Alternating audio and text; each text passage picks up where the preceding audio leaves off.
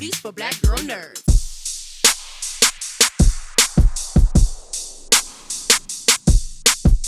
So thank you guys. A pleasure. These are some exciting times because this is a franchise that everyone loves, but it's a new story. So you get to blaze a whole new trail. So beginning with you, does it lessen the pressure of being part of a big franchise since you get to do a new thing? Oh, I think there's a lot of expectation on it, though. For sure. But also a deep privilege and an honor to kind of portray characters that are also, part of the canon and also new characters. And there's a blend of the two worlds coming together.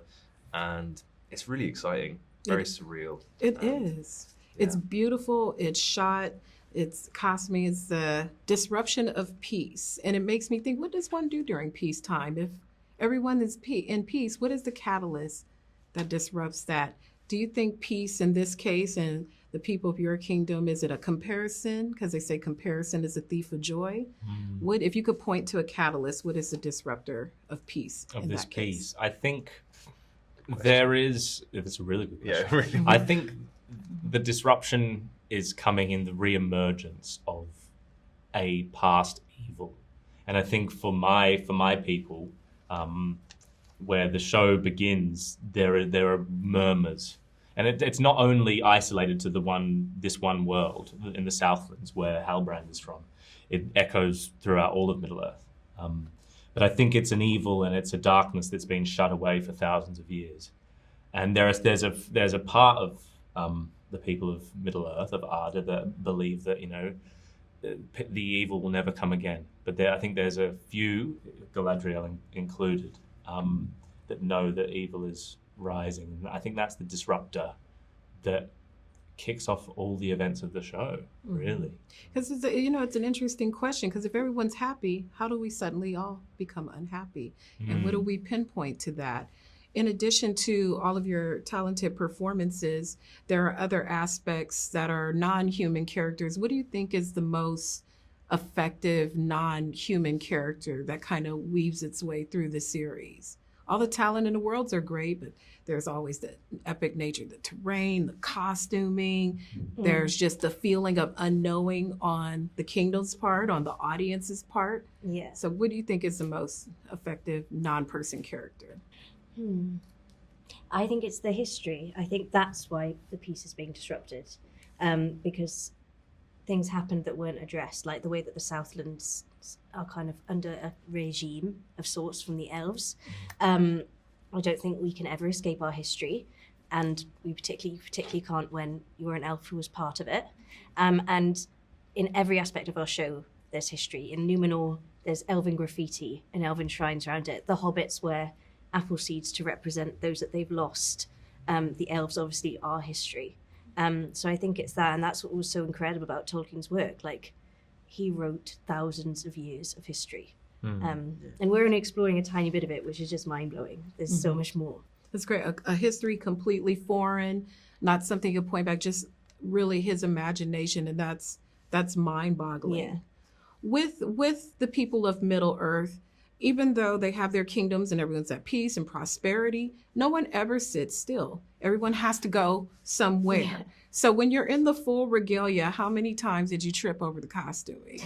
Just in the route of getting from point A to point B for whatever reason. I had this one jacket and it was so huge and heavy. And I think that my first 2 months on set, I was kind of just wearing that jacket every day, and it's in the New Zealand summer, and I was so hot and it was so heavy, and there's the scene where I'm walking up the hill, and I think Nazanin and I walked up that hill at least 50 times. Oh God. And I'm wearing this massive jacket. I was like, but you know what? The back muscles are looking good now, so it's all right. I've been to New Zealand in the summertime, so that's not playing around. I've been to Rotorua and I've been to Taronga, and it's hot. Yeah. It is super but also duper there hot. were people in full prosthetics in that heat. Oh, yeah. How do the prosthetics not melt? Like the glue and stuff. You see sweat coming out of fingertips and things in the prosthetic. We see if orcs walking through the studio and there's puddles on the floor from where their footprints, and you're like, oh, there's orcs here today.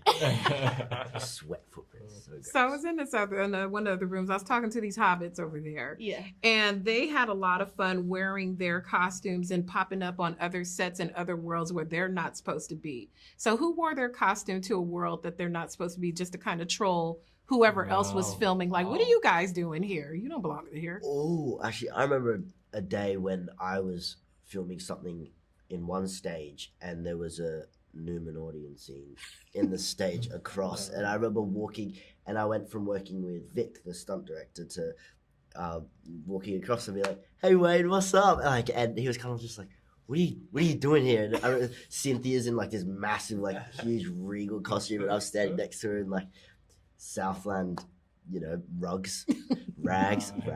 But like, yeah, it was quite funny actually, because I was all dirty and they're all clean, and it was great contrast. BTS got on that, I think, hopefully. I wish I could see all y'all selfies. You should make a compilation video, because I know you guys probably have some bomb selfies for this thing. Yeah.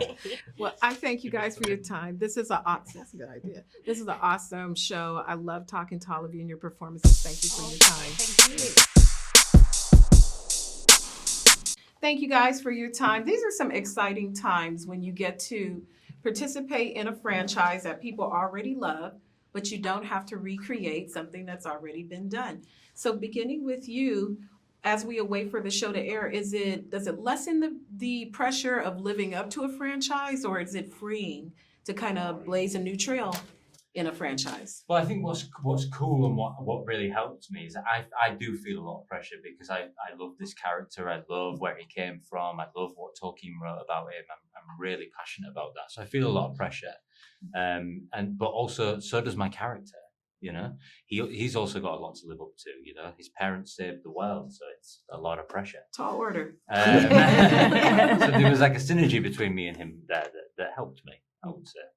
What is interesting about this series is it pre-exists everything we think we know about Middle Earth and the worlds, but it's a time of peace, but that peace is becoming unraveled. So it makes you ask, what does one do during peacetime, and how does peace become unraveled? If you could point to a singular catalyst that will shed light on the season, what disrupts peace ultimately? Well, for my character in my world personally, it's the arrival of something and someone that disrupts that peace. Till then, we believed that we were going along quite happily, living our lives and following the seasons and following what generations had done before us. And then it's a single disruption that changes that balance, which may show sometimes how fragile peace can be, and how much you need to maintain it. You need to not just let it slip away. So, and I think my character very much is one character in it that is wanting so desperately to hold on to that piece. But sometimes maybe you have to let it go in order for yourself and your family and your world to advance. So for me and my character, it was a single disruptor. The butterfly effect is a real effect. thing. Yeah, it's a real thing. That's right. For your character, they say that comparison is a thief of joy. So you have all of these kingdoms that have been living amongst each other. Has that been that comparison acting as a catalyst? There's a single instance that disrupts their peace, but for the rest of the kingdoms, is it a comparison? Is the grass greener on the other side? What do you think is a disruptor? It's interesting because, hearing Sara sort of articulate it, without sort of, giving too much away, because I think with Numenor, you really want to just sort of go on that ride as it unfolds. But with Numenor, there's peace, there's also prosperity. So you're looking at a very advanced civilization. But for people who are familiar with many great legends, many great kingdoms fall, throughout history. So what I think is going to be great for the audience to experience is seeing where things begin and where they will ultimately go, and the interesting ways in which these characters will navigate that. A huge part of the series, in addition to the talent and all the actors who are performing, there are external forces that act as characters in the show. What do you think is the most effective character outside of the people of Middle Earth that acts as a character in the show? Is it landscaping? Is it costuming? It's a great question. And it's sort of quite difficult for me to just answer because we only really worked within our own storylines, and so seeing everybody else's versions of, for them, what was the biggest factor is sort of an answer for them. Certainly for me, I think that the landscape where we filmed was incredibly powerful. The amount of energy that's sort of bubbling under the crust of the earth, that's coming up through the soil, coming into people's beings, whether it's trees, whether it's rain, wind, fire, all of those sort of things. That natural element is incredibly powerful, I think. I talked to a couple hobbits before I came in here, and they talked about how they would wear their full costumes and go over and watch the filming in other worlds. They didn't belong there. So who wore their costumes on somebody else's set? And it's like, what are you doing here? Your people don't live here. Did anybody else venture out into other worlds before they got out? I think we were the biggest transgressors in that area. I did that, and my two wayward daughters did that. Anyone else? I didn't go in costume, but it was great that we did have opportunities to visit other sets. And I'll always remember one of the first sets that I visited, or just one of the first scenes I watched, was you and Owen doing your scale work, because it was just so different from sort of what we had to do in Numenor. And I just was in awe, realizing this is the process. Oh my gosh, this is intense. But the end result, because we got a chance to watch the first few episodes, it's seamless. It's worth all that effort, as sometimes strange as it can seem. But I will always have that memory, because I just thought, oh my God, that's how that works. Very technical. Yeah. I will say I went into another set, and I can't tell you anything about, but I can tell you this, because this is not a spoiler, that I was standing behind the cameraman. He said, this is the best place to start, to watch. And I said, oh, great. And what are we shooting? He said, oh, you just wait and see. And then action, and then a whole lot of people, I won't say, but a whole lot of people came running, screaming at the camera. I was like, oh my God, I had an absolute heart attack. So yeah, it was, I went, wow, this is going to be a really good show. So they played a trick on you. They did. That's why you shouldn't wander onto other sets. I'm going to Numenor. I'm going everywhere. Yeah. You let me on. Well, thank you guys for your time. Amazing. I loved every part of it. Thank you so much for your time. Thank you.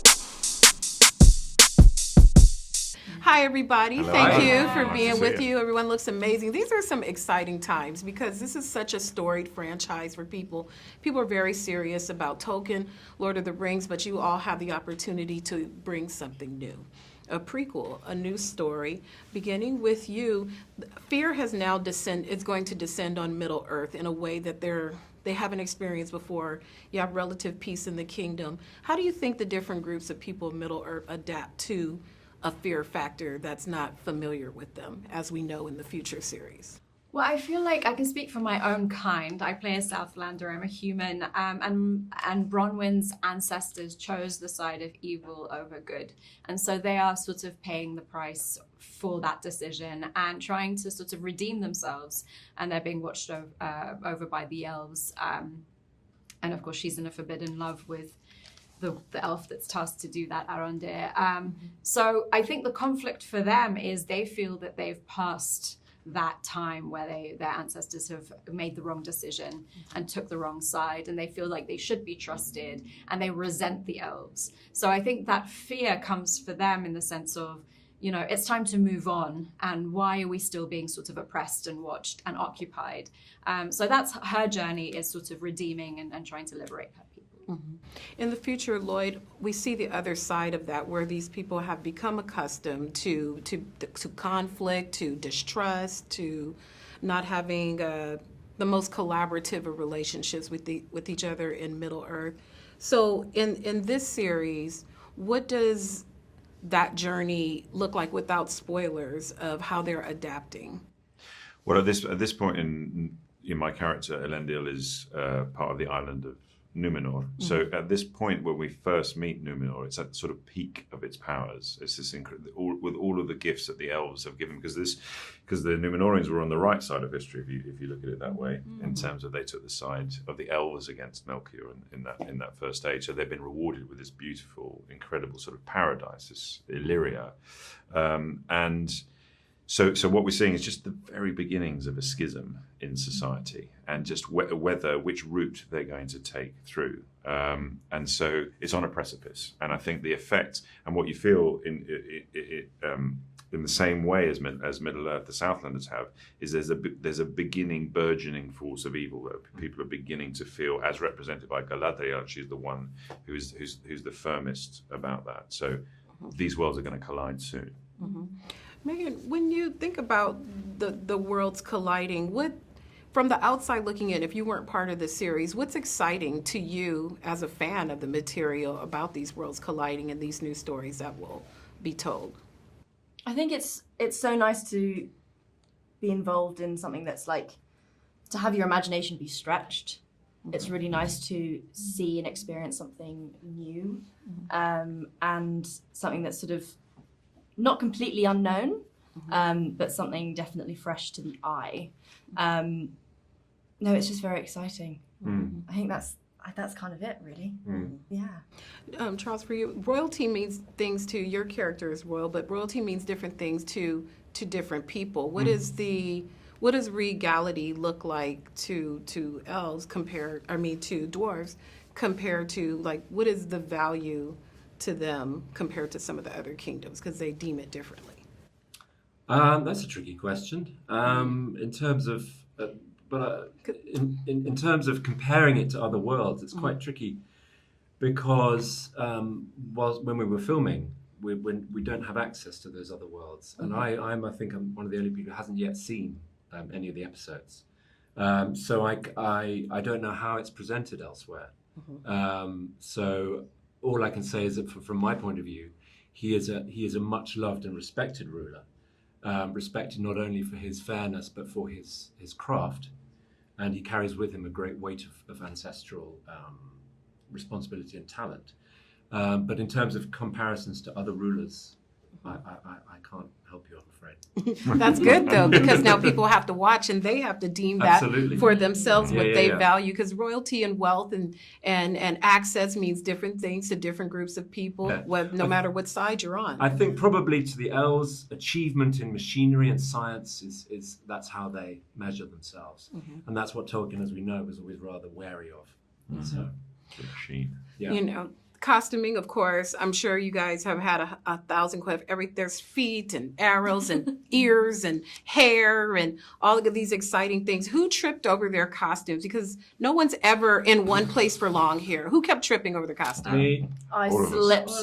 There's going to be a bloop reel somewhere of me just vanishing from frame. I filmed a lot on location, and the feet don't have much grip on them, on the bottom. So with location comes weather, and with rainy weather comes mud. And I mean, even the crew who were wearing like full-on hiking boots were gone. It was like a slip and slide. Having said all of this, we're all like this to Kate Hawley. Oh my goodness! Because she is an absolute genius. It's been extraordinary to put that stuff on. And we were talking earlier about being able to get into the world, and once you slip on the costumes that she made and designed, phenomenal experience. It's really beautiful. Well, I was going to ask, who had the most visceral reaction to seeing themselves in the full regalia? Like, all of us. All of us. It was, there but were also, tears and, bouncing into other people when you suddenly go, wow, look at you, like the transformation. No, I think there was a day when Markella and I were filming something, and then you were in Numenor, I think, and we were just like, should we go and have a look? Naughty. And they we kept were turning up on other people's sets. And we were in full hair, makeup, and costume, and we just turned up in Numenor. And I remember all the crew being like, "Oh, hello." Sorry, wrong story. Thank you guys for your time. Thank you. Awesome. Can't wait to see the whole thing. Thank you so Nice to much. meet you. Thank you guys for your time. It's a pleasure to be with you. Fans are super looking forward to it because it gets something new. The stage has already been, we know the events of the future. So now we're going to explore the history that leads to those events. Beginning with you, Markella, fear is going to be descending on the kingdom again. So what does that mean for the people of Middle Earth and adapting to fearful circumstances that they haven't experienced before? Big question. I think that basically, yes. So we are in a time of relative peace when we first kind of begin in Middle-earth in the series. And so every single character in every single realm have their own experiences with that and journeys with that. And you get to see these characters face this adversity and either find community and strength within community and new connections where you wouldn't expect it, and really kind of just recognizing the power of friendship or fellowship in all of the senses. Just over to adapting to that as we move in. We know in the future that the communities are disjointed and they're finding a way to gather back, but at this point there is relative peace. How do you think that the respective kingdoms are adapting to this threat? Are some more willing to engage? Are some resistant to engagement? How do you think the journey towards being involved in a difficult situation will be for these respective kingdoms of Middle-earth? It's a difficult one to answer, wouldn't you What do you think? think, Because I mean, it depends on where you are. So my character's on Numenor, and it's a utopia, and so they're more isolationist. They haven't seen elves in thousands of years. There are warring philosophies and political thinking about what involvement looks like, means, if that's good for the people of Numenor, if it's not. I can only speak to my island, but yeah. What about your island of people? Your group of people? Well, my group of people, I am in a particular environment because I am a people in other people's place. You know, I'm an elf amongst humans, and I am not there in a friendly environment. You know, I'm the police. I'm the military. There's an occupation. So, but this character per se, I don't think is an extremely curious person, and he does empathize with humans, and he believes in giving them a chance, and he so much so that he opens his heart to a fellow human. Or not a fellow human, but a human, Bronwyn. So, and he's one of the characters you've seen an episode or so. Yes. Two. You know, he in this time, without spoiling it, he's ready. He senses this danger, and he's ready to protect these people. So I think we are.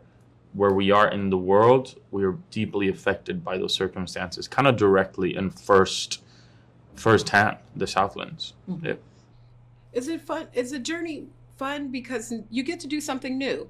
You know, people think they know all of these tenets and canon and all these great things that come with Lord of the Rings, but now you get to forge a whole new trail. Is it daunting? Is it fun? You know, what are you doing to enjoy the ride as we wait for the rest of the world to see it? as an actor, it's a huge playground to go and, you know, it's Middle Earth, and there's literally you can go over to Linden and then you're in this beautiful, gorgeous set. You come to Khazad-dûm and it's dark and fiery but also beautiful in its own way.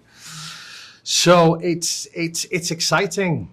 I think to kind of to go back to the beginning and see where all of these events, see what Middle Earth has been through before the events that everybody else has seen, you know, in Lord of the Rings and The Hobbit. Costuming for this is a big deal. It's super majestic. Who tripped over their costume the most times during the course of filming? Because everyone's going somewhere. No one's, you know, everyone hangs out at the kingdom for a while, but everyone got to go somewhere. So who tripped over their costumes the most? Who thinks they had the most daunting wardrobe? Everybody had their But stuff. I tripped Yeah, over. I was gonna- Yeah, because we have long, beautiful dresses. Yeah, I actually had a conversation with the costumer several times. Can you bring it up? Can you bring it up? Because I can't run. For me, it was like I couldn't. My armor, I just couldn't. It couldn't do absolutely anything. I couldn't hinge. I couldn't go to the floor. Me too. You know, so you're forced to be majestic and upright, kind of thing. But it was great, like the way that it made you feel. You know. And Kel's the feet. Was it hard I to mean, like, yeah, there was a bit going on with the feet, I guess. We had, I mean, it's amazing. Sometimes you get to the end of the day and you'd actually forget that you would have feet on, and then you'd walk past this tent with like 50 pairs of feet just dangling over the side, and you go, oh yeah, okay, that's what we did for 14 hours. So yeah, we'd slip it. Yeah, there was a lot of slipping around, but I think everyone had. Yeah, Yeah, my biggest struggle was going to the toilet. I wasn't going to I didn't fall over, but just going to the toilet was a struggle. You seem to love that story, Mark. Do you know what? There's a reason why. Because you're a great storyteller. I'm not even investing. What's up, everybody? Y'all look great. These are some exciting times. The series is coming. The fandom is ready to get you on Twitter, but it's amazing and it's a great show. Beginning with you, Middle Earth, these are prequel events to the Middle Earth that we know, and there's relative peace at this time. Why do you think that, how do the different groups of Middle Earth react to this kind of unraveling of peace after such a long time of being peaceful? I'm trying to work out how much I can give away. You're right, this is thousands of years before what people may know from Lord of the Rings. And we're seeing most of these people in their kind of golden age, their apex. Everyone is thriving, but everyone is about to be tested. How are you going down in the mines? We're doing good, thank you. The dwarves, it's interesting to see some more diversity in the dwarf kingdom. There's wealth there. Each of the respective groups have wealth. What does wealth mean to the dwarves as they dwell in the cave, and how does these events start to affect that livelihood for them? Well, we are very much in a position of power now. We are absolutely in our prime, and you're absolutely right. It's wonderful to see not only some diversity across the entire show, but also diversity being in positions of power, as is Disa in this moment, along with her lovely prince Durin the Fourth. So they're a very, very secretive race, and their kind of mission is to keep everything that they have, which is an exceptional amount of wealth and defense mechanisms and tricks. They want to keep that within the kingdom. They want to keep that for them in the eventuality of anything. And so we see them in a state of strength and protection and love for their kingdom and everything that it has to offer. When you have events in a prequel show, does that lessen the pressure of carrying a heavy franchise? Because you're free to, although it's still rooted in the Tolkien work, you're free to almost blaze a new path, a new story, without having to live up to a certain extent. But is it exciting? Is it daunting to blaze this new trail? That's a great question, actually. There have been two brilliant questions. I was saying, what do you do in peacetime and everything? That's a really good question. But like with this one, so I don't feel pressure. I just feel there's a huge honour just to the baton is handed to you and you get to run with it. This epic tale that everybody seems to know, or this epic world that everybody seems to know about. Now everybody might know about the Silmarillion and the Calibeth and all the other tales and the unfinished tales. But I hear you, like I say, like if you were in theatre and you maybe playing Hamlet or somebody, people were like, well, I saw so-and-so do it. And, and it's the same with film as well, I guess you don't have that. So some of us don't have that, and I don't have that playing Farazon, which is nice. But equally, it's new guitars in town, and everybody does it with such aplomb, and they do it with such excellence, if I say so myself, with what I've seen with my fellow actors on the screen. It's incredible, and it really is trailblazing. And it's something that you should feel honoured to be in, and I'm sure everybody does, and feel very proud, and they should be, of the work that I've seen them do.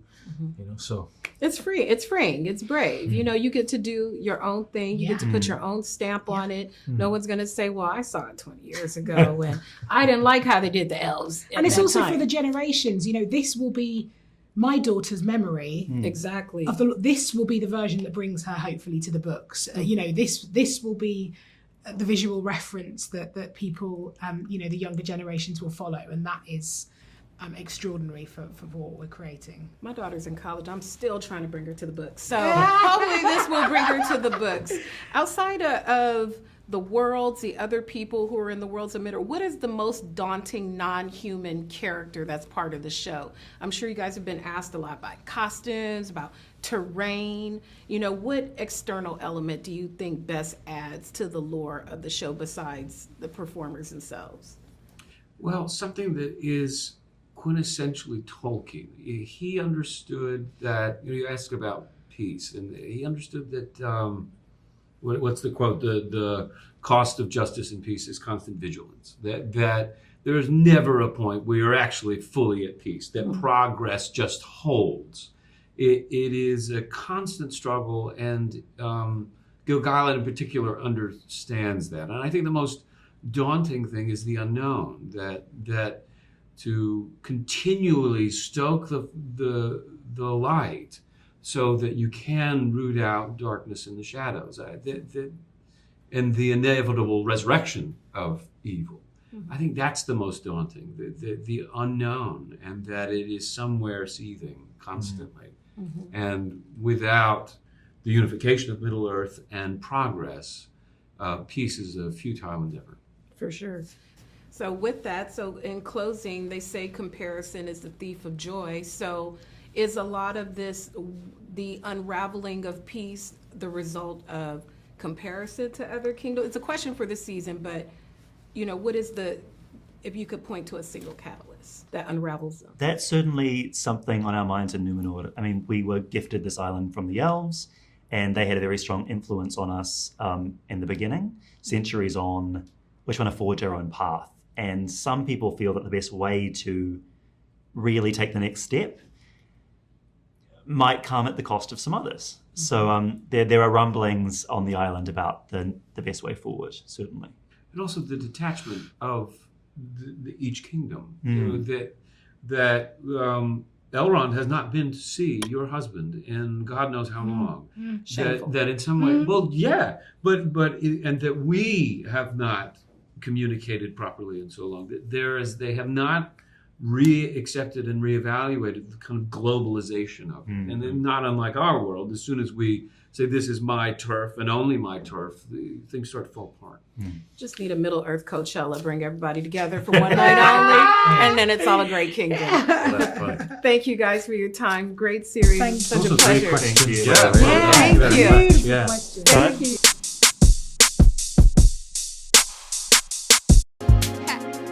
Better shake your booties for black girl nerves. Better shake your booties for black girl nerves.